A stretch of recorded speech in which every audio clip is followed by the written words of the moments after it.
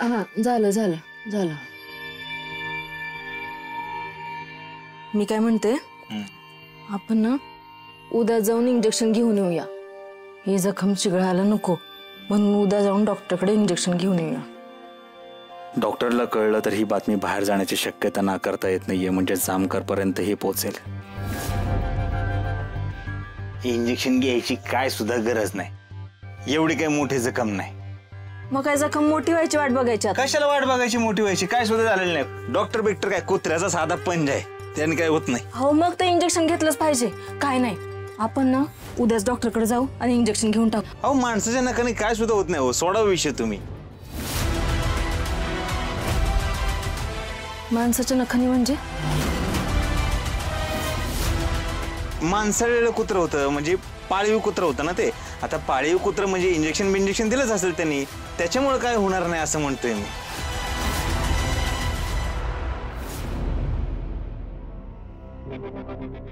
बघितलं का साहेबांची आयडिया?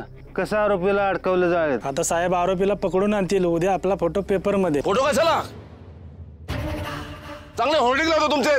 बाकी काय अजून? थकला असाल ना काम करून करून. काय बिर्याणी मागू? सुधाकर बिर्याणी मागवा याच्यासाठी 2 किलो.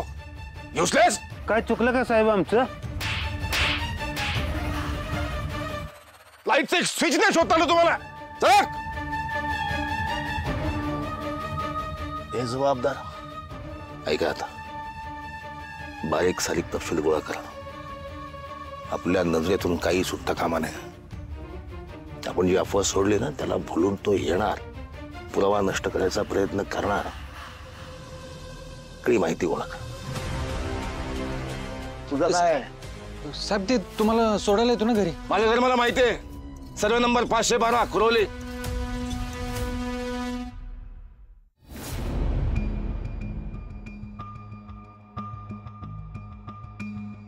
किती वाजले? 1:30 वाजला ना. दारखाना काढून घेतलं का? ठेवलं उघडं? वेळ लागलं होतं, वेळ म्हणून हा दरवाजा ना असा उघडा ठेवलाय मी. ही वेळ आहे का रे घरी येण्याची?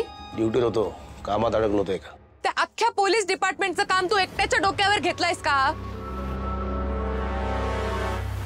गुन्हेगाराच्या मागावर होतो, सुटला हातातून. तुझ्या हातून? त्याच वाईट वाटतंय मला. माझ्या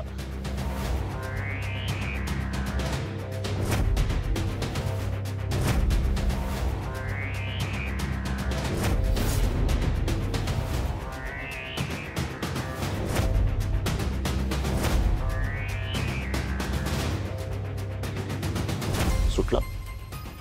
तुझा संशय खरा ठरला म्हणजे? मला माझी काळजी नाही, मला तुझी काळजी आहे. असं दार नको उघडं ठेवत. मला यायला किती उशीर झाला, दार उघडून बाहेर यायचं नाही अजिबात. दादा, तुला मी अशी लेची पेची वाटते का रे? यासला एकेकांची कशी जिरवायची ना मला खूप चांगलं माहितीये.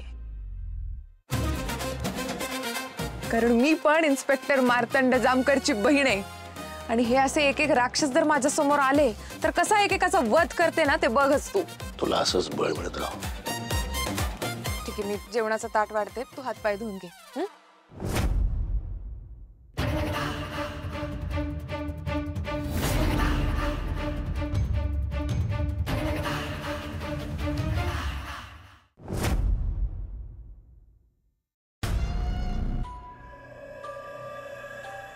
चिमणे,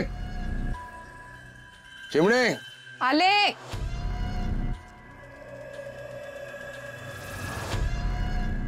आवरलं? मी ड्युटीला निघाला. काल रात्री जे सांगितलं ते लक्षात ठेवायचं. मी फोन केला की लगेच उचलायचं. नाही उचलला तरी मी घरी येईन किंवा 2 कॉन्स्टेबल घरी पाठवेन, नाहीतर तुला मुंबईला पाठवेन. हे दादा, घेईन रे मी स्वतःची काळजी. तू निश्चिंत राहा आणि माझ्यापेक्षा ना ड्युटीवर जास्त लक्ष दे. ती मी करतोच आहे, पण एक मोठा भाऊ म्हणून सुद्धा माझं काही कर्तव्य आहे, ड्युटी आहे, तेही मला पार पाडलं पाहिजे. सावध राहा, दार नीट लावून घे. तू तुझी कर्तव्य खूप चांगली पार पाडतोय सारे.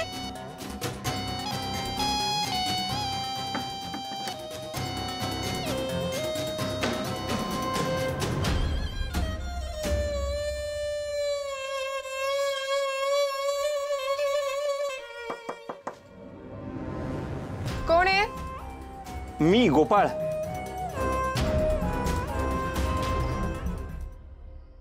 काम आहे तुमचं काही? हा, इकडनं चाललो होतो. म्हणलं तुमची खुशाली विचारून जावं. नाहीये मी खुश.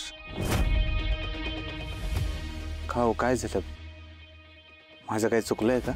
हो गोपाळजी, तुम्ही खोटं बोललात ना माझ्याशी. मी? तुम्ही मला म्हणाला होतात ना की तुमच्या बायकोचं तुमच्यासोबत त्यांच्या मनाविरुद्ध लग्न झालंय आणि त्यांचं बाहेर अफेअर वगैरे आहे. होय, म्हणलो होतो.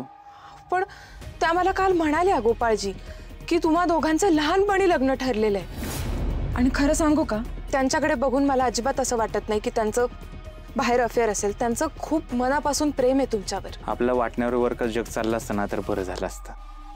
अरे मॅडम, 1-2 भेटीमध्ये तुम्ही आमच्या बायकोला चांगलं समजताय. अहो, इथं आयुष्य घालवावं लागतं एकमेकांना समजून घेण्यासाठी. लालजी तुम्हाला 1-2 वेळा काय भेटल्या, तुम्ही लगेचच त्यांच्या चांगुलपणाचं सर्टिफिकेट देताय. पण मग तुमचं लग्न ठरलं नव्हतं का लहानपणी? ठरलं होतं, नाही कोण म्हणतंय, ठरलं होतं. अहो पण तेव्हा दोघं पण आम्ही लहान होतो, काही कळत नव्हतं. त्यानंतर 20 वर्ष मी या गावात नव्हतो, 20 वर्ष गावाच्या बाहेर होतो. मधल्या काळात बरंच काही घडलंय हो. आता आमच्या लालीजी जगासमोर दाखवत आहेत की त्यांचं माझ्यावर प्रेम आहे, सगळ्यांसमोर चांगलं वागतायत. पण जो माणूस चांगलं वागतो ना त्याच्या मनात नक्कीच काहीतरी खोट असते. जगच असं आहे, खोट्यावर लगेचच विश्वास ठेवतं आणि आमच्यासारख्या खऱ्या माणसांवर. असो, कदाचित मीच तुमचा विश्वास जिंकायला कुठंतरी कमी पडलो असेल. असं नाहीये, मी फक्त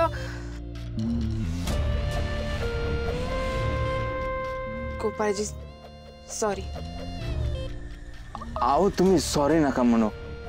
तुम्ही आत या ना प्लीज. अहो आत या प्लीज, आत या.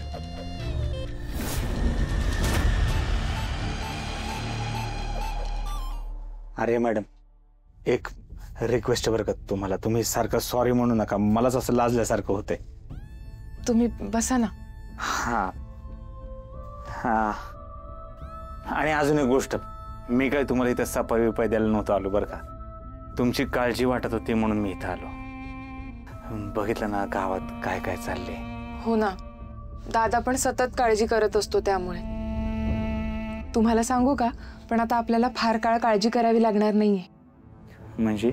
अहो म्हणजे आपल्या गावात जो खून झालाय ना, तो खूनही आता लवकरच हाती लागणार आहे असं दादा म्हणाला. काय बोलताय? नाही म्हणजे तसं काय पुरावा बिरावा सापडला का दादाला? नाही, असं काही म्हणाला नाही दादा, पण गुन्हेगार हाती लागणार आहे एवढं नक्की. चला बरं होईल, गुन्हेगार हाती लागतोय म्हटल्यावर मी निश्चिंत होईल. माझी काळजी मिटेल, म्हणजे सारखी झोपमोड होणार नाही. सॉरी. सॉरी का? नाही, मी जरा जास्तच अधिकाऱ्यांना बोललो ना म्हणून. म्हणजे तुमचा दादा आहे की तुमची काळजी करायला, तरी सुद्धा मी बोललो. नंतर एक पोरगी आली एकदम धीट, आणि ती व्यक्ती म्हणजे अहिल्या वेसकर.